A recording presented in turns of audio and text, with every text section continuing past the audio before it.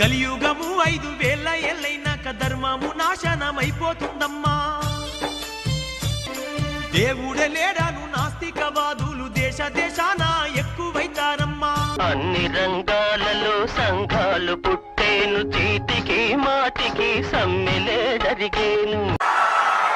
ఇలాంటి చాలా ఉన్నాయి, ఇంకా దాచాం కుప్పలు కుప్పలుగా.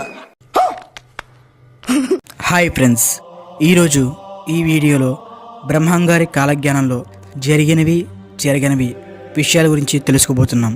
మనలో చాలామందికి ఈ కాలజ్ఞానాన్ని నమ్మాలా అనే డౌట్ వస్తుంది.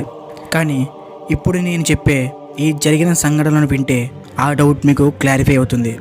సో వీడియోని ఎండ్ వరకు చూడండి, ఎందుకంటే వీడియోని స్కిప్ చేస్తే మీరు చాలా విషయాల్ని మిస్ అవుతారు.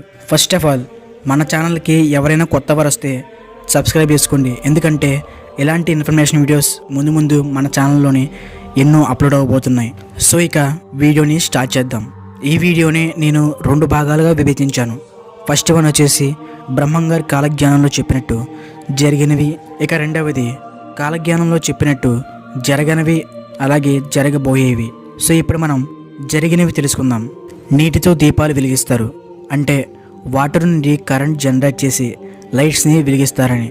ఎడ్ల బండులు లేకుండా వాహనాలు నడుస్తాయి, అంటే ప్రజెంట్ ఇప్పుడు మనం చూస్తే అన్ని వెహికల్స్ పెట్రోల్తోనూ డీజిల్తోనూ లేదా గ్యాస్తోనూ, అలాగే ఈ మధ్య మనకి ఎలక్ట్రిక్ వెహికల్స్ కూడా వస్తున్నాయి. సో ఇవన్నీ దానికి మనం ఎగ్జాంపుల్గా చెప్పుకోవచ్చు. ఇంటికి యజమాని అనేవాడు ఉండడు, అలాగే ఉమ్మడి కుటుంబాలు నశించిపోతాయి. ప్రజెంట్ ఇది జరుగుతుంది. ఇప్పుడైతే ఉమ్మడి కుటుంబాలు చాలా రేర్ అయిపోయాయి. మేబీ ఫ్యూచర్లో ఇవి కనబడకపోవచ్చు. వేశ్యల వల్ల అనేక రోగాలు వస్తాయని, వాటిలో కొన్ని రోగాలకి అసలు మందు ఉండదని చెప్పారు. ఇప్పుడు మనం చూస్తే వేశ్యల వల్ల ప్రధానంగా వచ్చే రోగం HIV. దీనికి ఇప్పటికి కూడా అసలు మందు లేదు. ఇది వచ్చిన వారు ఖచ్చితంగా చనిపోవాల్సిందే. నెక్స్ట్ వన్ వచ్చేసి మాట కంటే కాగితానికి విలువ ఉంటుంది, అంటే ఇప్పుడు ఎక్కడ చూసినా డాక్యుమెంట్ రూపంలో ఉంటేనే అది చెల్లుతుంది. అలాగే చాలా పనులు చేయడానికి లంచం ఇవ్వవలసి వస్తుంది. సల్ల కంటే కళ్ళు గొప్పని తాగేవారే ఎక్కువైపోతారు. సో ప్రజెంట్ మన వరల్డ్లో 70% అందరూ అలాగే ఉన్నారు. మిగతా 30% మాత్రమే ఇలాంటి బ్యాడ్ హ్యాబిట్స్ లేకుండా ఉన్నారు. అతి తిండి అతి నిద్ర వల్ల ప్రజలు విపరీతమైన రోగాలతో బాధపడతారు, అంటే ఒబెసిటీ, హార్ట్ అటాక్, ఇలా చాలా రోగాలు వచ్చే అవకాశం ఉంది. అలాగే ఈ నిద్ర తిండి విపరీతమైనప్పుడే మన ఆయుష్ అనేది తగ్గుముఖం పడుతుంది. కాశీలో దేవాలయం 40 రోజుల పాటు మూతపడుతుంది అని చెప్పారు. సరిగ్గా 1990 టైంలో గంగానది బాగా వరదలు వచ్చాయి. అప్పుడే అక్కడ కలరా వ్యాధి కూడా వ్యాపించింది.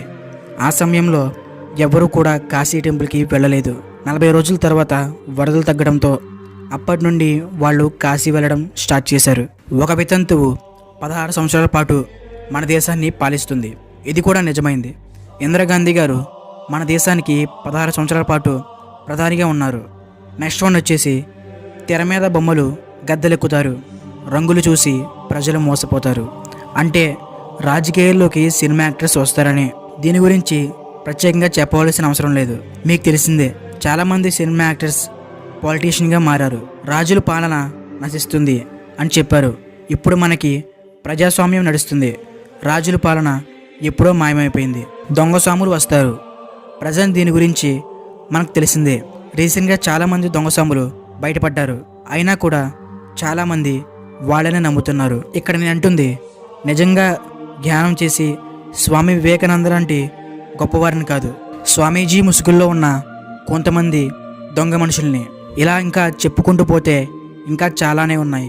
ఇప్పుడు బ్రహ్మంగారు ఫ్యూచర్ గురించి ఏం రాశారో చెప్పుకుందాం. 2027-2028 సంవత్సరాల మధ్యలో సూర్యుడు ఒక రింగ్ లాగా కనిపిస్తాడంట. 2034-35 సంవత్సరాల్లో పౌర్ణమి తర్వాత 8వ రోజు శ్రీశైలంలో ఉన్న మల్లికార్జున స్వామి మరియు అమ్మవారు వింధ్యా పర్వతం మీదకి వెళ్తారంట. కృష్ణానది కనకదుర్గమ్మ ముక్కుబుడగను అందుకుంటుంది అని చెప్పారు. ఇది జరిగితే మన భూమి మీద అత్యంత భయంకరమైన విపత్తు సంభవిస్తుందని చెప్పారు. బెంగళూరు కామాక్షమ్మ విగ్రహం నుండి రక్తం కారుతుందని వేప చెట్టుకు అమృతం కారుతుందని, శ్రీశైలంలో దక్షిణంలో ఉన్న కొండ మీద నుంచి రాళ్లు పడి జనం చనిపోతారని ఆయన గ్రంథాల్లో ఉంది. ఇలా ఇంకా ఎన్నో జరగనివి ఉన్నాయి.